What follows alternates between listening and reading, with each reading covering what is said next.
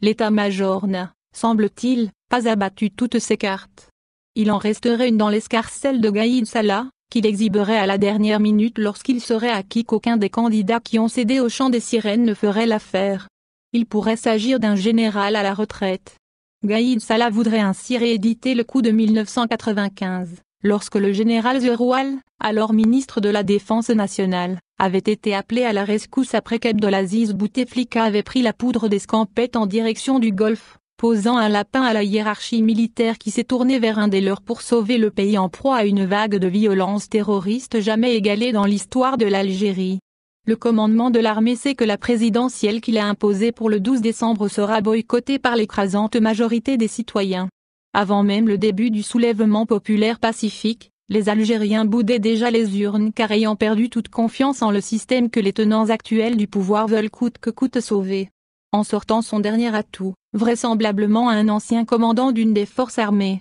Gaïd Salah veut s'assurer une fidélité et une loyauté totale qui le prémunirait de toute poursuite judiciaire une fois mis à la retraite. Cette carte, Gaïd Salah la réserverait au cas où les candidats civils que l'armée a adoubés, et dont les noms commençaient à filtrer il y a plusieurs semaines déjà, à l'instar de Benfly, Tebboune ou encore Belkacem, viendraient à montrer des signes d'indiscipline et voudraient accaparer les prérogatives du président de la République, y compris celles de ministre de la Défense nationale de plein exercice. Car dans le scénario qui se joue sous nos yeux, il est clair qu'un délai a été passé entre la hiérarchie militaire et les trois pions qu'elle avance pour mener à terme son plan, qui consiste à imposer un président garant de la continuité du système Bouteflika. Benfly, Tebboune et Belkacem devraient bénéficier d'un retour d'ascenseur en se voyant gratifier des postes de président du Conseil de la Nation, de président de l'APN et de Premier ministre. Les semaines à venir sont grosses de surprises qui ne feront que creuser l'écart entre le peuple et le pouvoir illégitime.